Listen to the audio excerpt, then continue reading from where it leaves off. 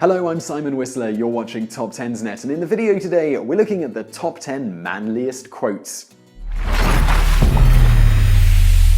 Did you ever stop to wonder, hey, what's the manliest thing anyone has ever said?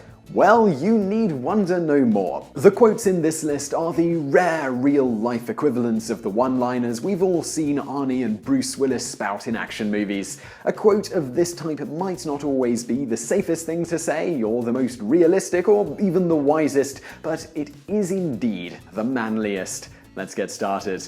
Number 10. Damn the torpedoes, full speed ahead. Said by Admiral David Farragut, Union Navy officer. It was dawn on August 1864. David Farragut and his fleet of 18 ships had begun their attack on the last port held by the Confederacy in the Civil War. A ship in Farragut's fleet drifted off course slightly and struck a mine, then known as a torpedo. Within minutes, the unsinkable ironclad was going down. Other ships, alarmed, began to pull back. Farragut wasn't impressed and asked through a trumpet, these were pre-radio days, what the hell was going on. The reply was torpedoes. In response, Farragut literally trumpeted this still famous reply, "Damn the torpedoes." And the sentiment wasn't mere stubbornness on Farragut's part. By his calculations, most of the mines had been underwater too long to function anymore, and indeed all 17 of the other ships in the fleet made their way through the minefield safely. After a battle with Confederate ships, Farragut's fleet emerged triumphant. Number 9. Because it's there. Said by George Mallory, mountaineer. This was the terse response Mallory gave to a New York Times reporter who wanted to know why he intended to climb Mount Everest. After all, even today, people still die trying to climb the world's tallest mountain, and this was back in 1923. Mallory's words sum up the inner desire to explore and achieve, not for any outward gain, but just for the hell of it.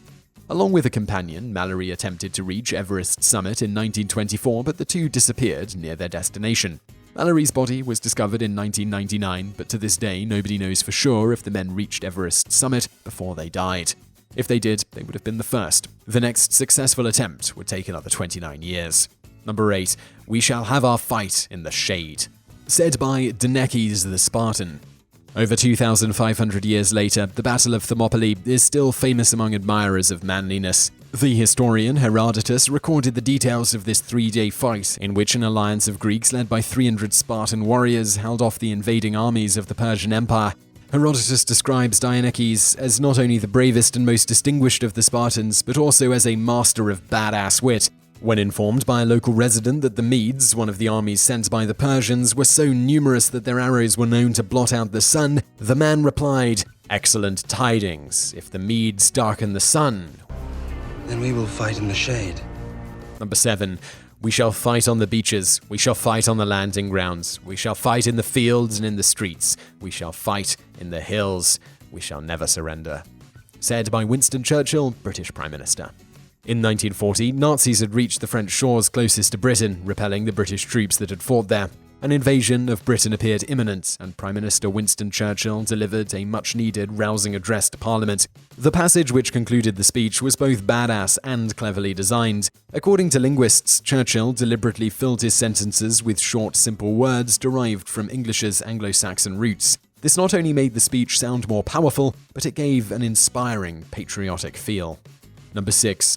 Friends, I shall ask you to be as quiet as possible. I don't know whether you fully understand that I've just been shot, but it takes more than that to kill a bull moose. Said by Theodore Roosevelt, former US president. When he was campaigning in Milwaukee to try and regain his presidency, a would-be assassin shot Roosevelt in the chest with a .38 caliber pistol. The bullet pierced a bundle of paper, notes for a speech he was going to give, inside Roosevelt's jacket and lodged under one of his ribs. So I guess it's rather good they didn't use a teleprompter in those days. So what did Roosevelt do in response to the attempted murder? He figured it was no big deal and went on to give the speech, which sounds insane enough before you consider that the speech went on for 90 minutes. That would have been challenging enough for someone who wasn't bleeding from a bullet to the chest. Roosevelt's would-be assassin was caught, but actually got off lucky. The ex-president was known to regularly carry a concealed pistol. Number 5. I shoot better. Said by Hannie Schaft, Dutch resistance fighter.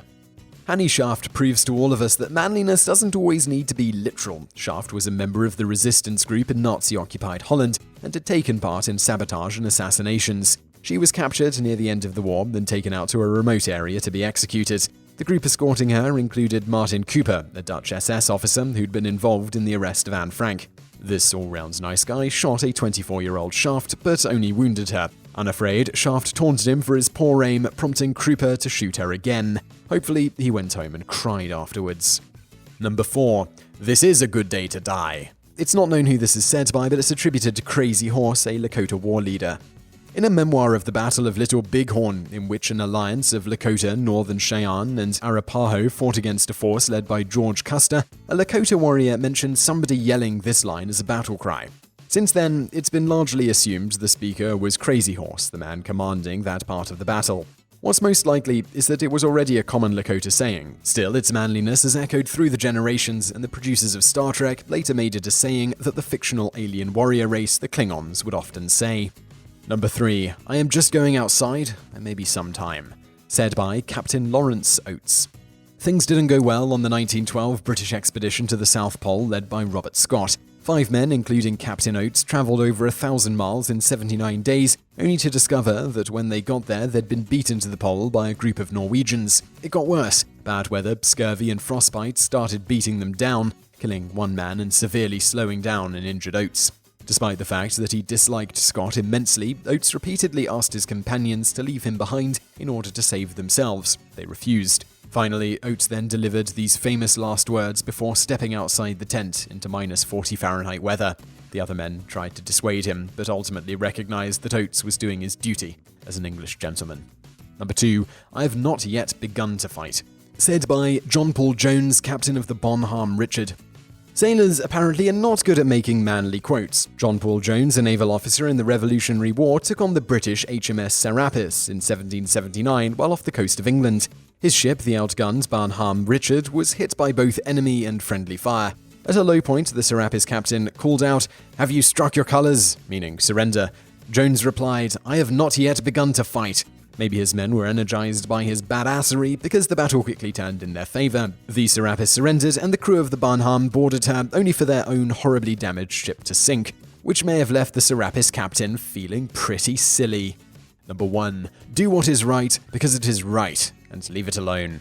Said by Chayun Sugihara, Japanese consul to Lithuania in World War II. The year was 1940, and the Nazis were about to invade Lithuania. Chayun Sugihara, an employee at the local Japanese consul, found himself swamped by a desperate crowd of Jewish refugees. They needed transit visas so that the Soviets, then in power, would let them leave the country. Although Japan was technically a Nazi ally at the time, Sugihara decided screw it and started on a renegade visa-issuing rampage, working up to 20 hours a day to create thousands of life-saving permits. It's estimated that 40,000 people are alive today because of what Sugihara did. Unsurprisingly, Japan didn't take too kindly to this and quickly ended Sugihara's public service career, sending his family into poverty. Sugihara could have spent the rest of his life complaining about this, but he didn't, and continually shrugged off any attention given to his heroics. Why? Well, the answer lies in Sugihara's quote, given in response to a question about why he'd chosen to help the refugees. He didn't save lives in order to gain anything or impress anyone. He did it because it was right.